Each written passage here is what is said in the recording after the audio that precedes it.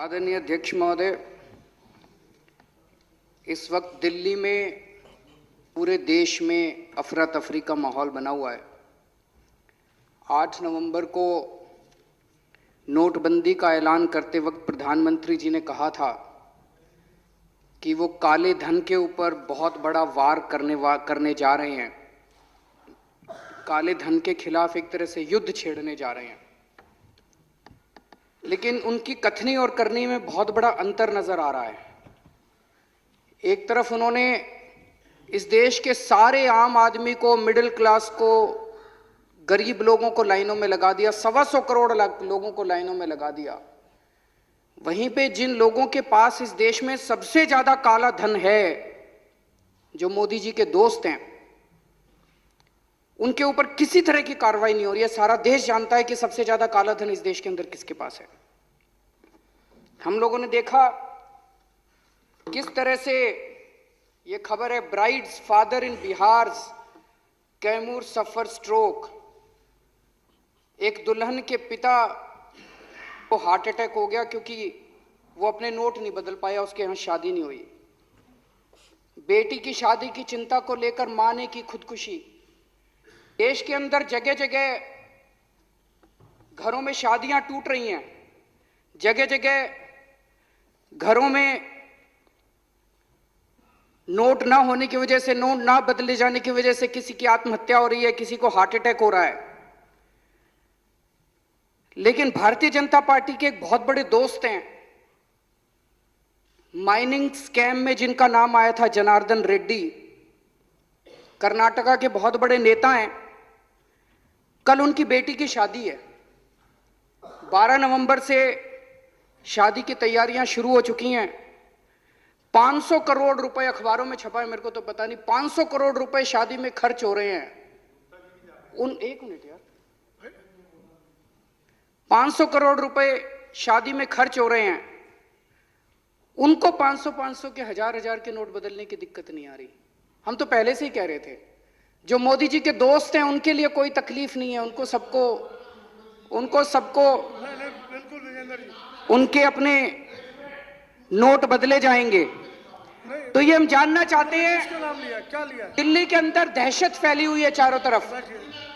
मैं मार्केट में गया, मार्केट में व्यापारी कह रहे हैं जी इनकम टैक्स वाले घूम रहे हैं, छोटी छोटी दुकानों पे जा रहे हैं, दुकान वालों के ठप्पे लगा रहे हैं। जनार्दन रेड्डी की बेटी की शादी के अंदर क्यों नहीं जा रहे इनकम टैक्स वाले? जनार्दन रेड्डी को कहां से 2-2 हजार के नोट मिल गए? जनार्दन रेड्डी के यहां क्यों नहीं ईडी वाले जा रहे, क्यों नहीं सीबीआई वाले जा रहे? क्योंकि जनार्दन रेड्डी भाजपा के दोस्त हैं। विजय माल्या 8,000 करोड़ रुपए लेके उनको भगा दिया भाजपा ने। विजय माल्या को इस देश से भगा दिया, 8,000 करोड़ रुपए का उनके ऊपर लोन है, उनको भगा दिया भाजपा वालों ने। और रोज खड़े होकर टीवी चैनल में धमकी दे रहे हैं 2.5 लाख रुपए अगर तुमने जमा करा दिए तो तुमको छोड़ेंगे नहीं। 2.5 लाख रुपए वालों के पीछे पड़े हुए हैं। विजय माल्या जो 8,000 करोड़ रुपए जिसके ऊपर बकाया थे, उसको रातों रात एयरपोर्ट से भगा दिया बीजेपी वालों ने। क्या रिश्ता था जी विजय माल्या से? 1,14,000 करोड़ रुपए का, बड़े बड़े धनाढ्यों का, अरबपतियों का 1,14,000 करोड़ रुपया माफ कर दिया लोन का। 1,14,000 करोड़ रुपया।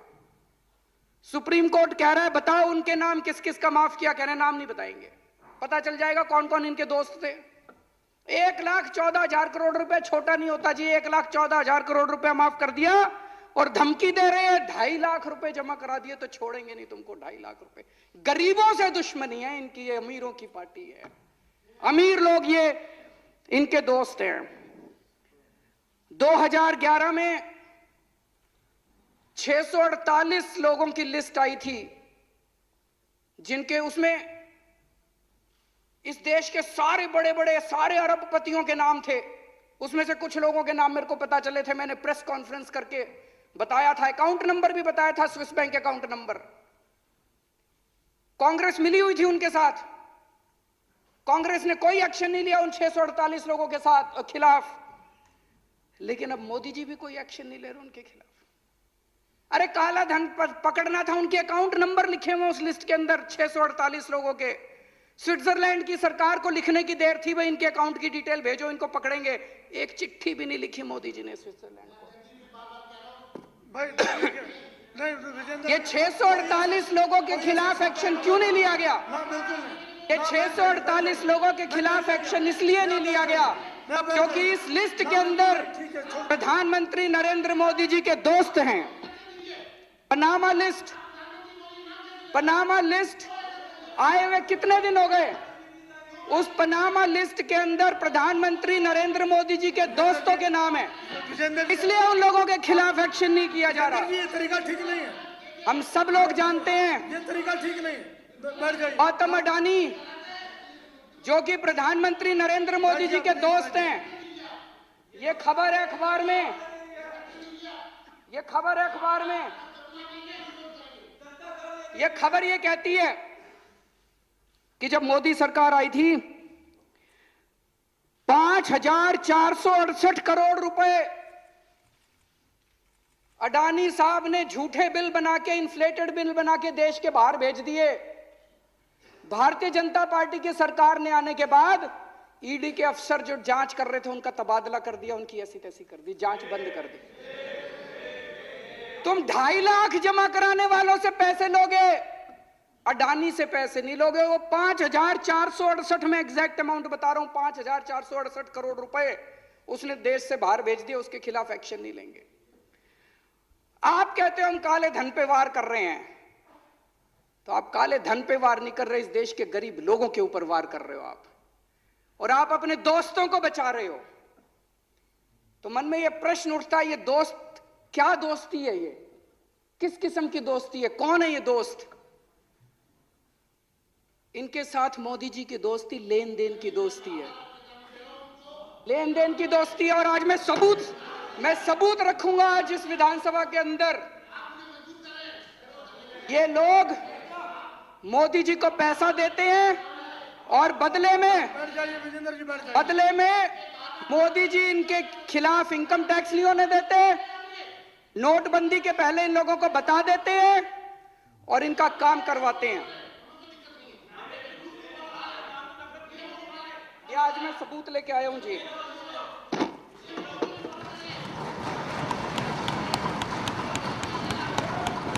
ये कागज मेरे कागज नहीं है जी, ये इनकम टैक्स डिपार्टमेंट के कागज हैं। इनकम टैक्स डिपार्टमेंट ने 15 अक्टूबर 2013 को आदित्य बिड़ला ग्रुप के ऊपर रेड हुई। उस रेड में इनकम टैक्स डिपार्टमेंट में रेड होती है, वो वहां से सारे उनके कागज उठा के लाते हैं। वापस आने के बाद इनकम टैक्स डिपार्टमेंट अपनी एक रिपोर्ट बनाता है उन कागजों के आधार पे, जिसको अप्रेजल रिपोर्ट कहते हैं। ये अप्रेजल रिपोर्ट है इनकम टैक्स डिपार्टमेंट की उस रेड की। उस रेड में उनके अकाउंटेंट से पूछा इनकम टैक्स वालों ने, अकाउंटेंट का नाम कोई सक्सेना था। सक्सेना ने कहा जी मैं हवाला का पैसा लेके आता हूं, मेरे बॉस हैं उनका नाम शुभेंदु अमिताभ है, वो जिस को कहते हैं फिर मैं उनको पैसा जाके बांट देता हूं। शुभेंदु अमिताभ बिड़ला ग्रुप के ग्रुप एग्जीक्यूटिव प्रेसिडेंट थे। शुभेंदु अमिताभ के लैपटॉप, फोन, ब्लैकबेरी सब चेक किए गए तो उनके लैपटॉप से एक एंट्री मिली। ये एंट्री है 16 नवंबर 2012 की। इसमें लिखा हुआ है गुजरात सीएम 25 करोड़ रुपए। गुजरात सीएम के आगे 25 करोड़ रुपए, ब्रैकेट में लिखा है 12 डन, 12 दे दिए, रेस्ट क्वेश्चन मार्क। तो शुभेंदु अमिताभ का स्टेटमेंट लिया गया, उनसे पूछा गया जी ये गुजरात सीएम का क्या मतलब है। उनका जो स्टेटमेंट है, ये स्टेटमेंट की कॉपी है जो शुभेंदु अमिताभ का स्टेटमेंट लिया गया। स्टेटमेंट में उनसे पूछा गया ये गुजरात सीएम का क्या मतलब है। गुजरात सीएम कौन था उस टाइम? नरेंद्र मोदी जी 2012 में। तो उनसे पूछा क्या गुजरात सीएम का क्या मतलब है? बोले जी गुजरात सीएम का मतलब है गुजरात एल्कली केमिकल्स। तो उनसे पूछा गया ये गुजरात एल्कली केमिकल कैसे हो गया? सी और एम का क्या मतलब है? दूसरे क्वेश्चन में पूछा गया। तो बोला जी गुजरात एल्कली केमिकल्स। तो फिर तीसरे क्वेश्चन में उनसे पूछा गया भाई क्या आपने इसके पहले कभी गुजरात एल्कली केमिकल की शॉर्ट फॉर्म गुजरात सीएम कहीं भी अपने नोट्स में इस्तेमाल की है या इसके बाद कभी की है? कहते ना। उनसे पूछा गया कि क्या आपकी कंपनी में कोई गुजरात एल्कली केमिकल को शॉर्ट फॉर्म में गुजरात सीएम लिखता है? बोला ना। तो ये उसके बाद इनकम टैक्स डिपार्टमेंट ने अपनी एनालिसिस की है। ये उसकी एनालिसिस की कॉपी है। एनालिसिस में इनकम टैक्स डिपार्टमेंट लिखता है considering the highly incriminating nature of transactions in the data retrieved from the laptop and hard disk of Shubhendu Amitabh and evasive replies and unsubstantiated claims made by him, it would be imperative for the assessing officer to scrutinize the data available in seized documents, including the laptop and hard disk, and determine the quantum of income concealed by Shri Shubhendu. इसका मतलब income tax department कह रहा है ये झूठ बोल रहा है। अप्रेजल रिपोर्ट उसके बाद असेसिंग ऑफिसर के पास जाती है और असेसिंग ऑफिसर फिर 2 साल लगा के उसकी इनकम का असेसमेंट करता है, ऑर्डर करता है। अक्टूबर 2013 में रेड हुई थी, उसके बाद 6 महीने बाद इनकी सरकार आ गई। तो असेसिंग ऑफिसर की हिम्मत नहीं थी जो इसकी जांच कर सके उसके बाद। तो इसकी कोई जांच नहीं हुई उसके बाद। और अब ये केस को रफा दफा करने की कोशिश की जा रही है। सेटलमेंट कमीशन में इस केस को भेज दिया और बहुत जल्दी ये केस खत्म होने वाला है। इस केस को रफा दफा करने की कोशिश की जा रही है। एक और बड़ी मजे की बात है, इसी रिपोर्ट के अंदर बिड़ला ग्रुप के जो पेंडिंग प्रोजेक्ट हैं गुजरात सरकार में उनकी लिस्ट दी हुई है। इससे शक पैदा होता है कि आप ये पैसे ये काम करवाने के लिए दिए गए थे क्या? इसमें लिखा है levy of stamp duty matter has been taken up at the principal secretary level and through the honourable chief minister's office deputy collector stamp has been instructed from Gandhinagar not to initiate any action. मतलब कि मुख्यमंत्री दफ्तर, गुजरात के मुख्यमंत्री दफ्तर ने stamp duty ना लेने के आदेश दे दिए हैं। इनको गैस की जरूरत थी तो इसमें लिखा है गैस के लिए भी बात हो गई है। तो जो जो काम पेंडिंग थे गुजरात सरकार में उनकी सबकी लिस्ट दी हुई है। तो एक मन में यह शक होता है ये 25 करोड़ रुपए ये सारे काम करवाने के लिए पैसे दिए गए थे क्या? इसी के अंदर मोइली साहब की भी पैसे देन का लेन देन का है, जयंती नटराजन का भी पैसे का लेन देन का है। लेकिन सबसे बड़ी मजे की बात यह है ये रेड हुई थी 15 अक्टूबर 2013 को। उस टाइम केंद्र में कांग्रेस की सरकार थी। कांग्रेस की सरकार को अगर नरेंद्र मोदी जी का नाम किसी इनकम टैक्स की रेड में मिला कि उन्होंने 25 करोड़ रुपए के लेन देन का बात है तो कांग्रेस वालों ने तो पूरे देश में हमें हंगामा मचा देना चाहिए था। तब तक ये प्रधानमंत्री कैंडिडेट अनाउंस हो चुके थे, कांग्रेस वालों ने भी कुछ नहीं बोला। तो इसका मतलब कुछ ना कुछ तो डील हुई कांग्रेस और बीजेपी वालों के अंदर। कुछ ना कुछ कांग्रेस वालों को लगा होगा कि भाई अब इनका आना तो पक्का है, इनसे डील कर लो भाई, जब तुम आओगे तो रॉबर्ट वाड्रा का ख्याल रखना। तभी रॉबर्ट वाड्रा के खिलाफ कुछ हो नहीं रहा। ये तो पक्का बता रहा हूं, नरेंद्र मोदी जी का नाम है इसके अंदर। अभी एक और इसी तरह का इंसिडेंट हुआ। अगर ये एक ही होता तो लगता कुछ गड़बड़ है। 22 नवंबर 2014 को सहारा के यहां रेड हुई। एक कमरे से 130 करोड़ से ज्यादा का कैश मिला।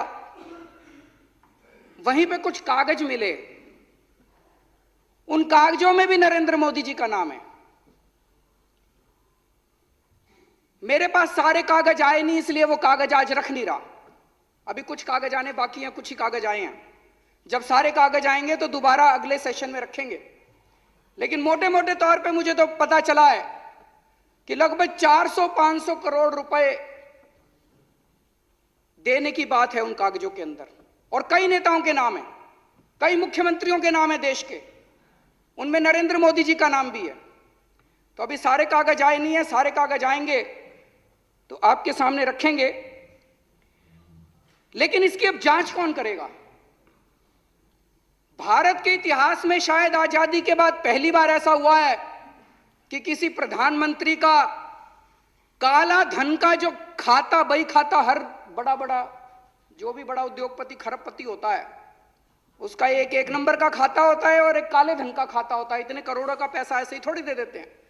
काले धन के खातों के अंदर किसी प्रधानमंत्री का बाय नेम नाम आता हो, मुझे लगता है आजादी के बाद पहली बार ऐसा हुआ है। हम तो राष्ट्रपति जी से निवेदन करते हैं कि इन कागजों की जांच के लिए सुप्रीम कोर्ट से वो निवेदन करें कि कोई इसकी कमेटी बनाई जाए। लेकिन मैं ये कहना चाहता हूं, पिछले 4 दिन से देख रहा हूं जिस तरह से आम जनता लाइनों के अंदर लगी हुई है और उनको कभी उनका मजाक उड़ाया जाता है, उनको कहा जाता है ये 2G वाले लगे हुए हैं, कोयला घोटाले वाले लगे हुए हैं, और कभी उनको देशभक्ति का पाठ पढ़ाया जाता है कि 3 घंटे लाइन में लग लिए तो क्या हो गया, देशभक्ति करो। ये जनता तो 125 करोड़ तो करे देशभक्ति और तुम बैठ के लो पैसे। ये नहीं चलेगा। एक मन में ये प्रश्न उठता है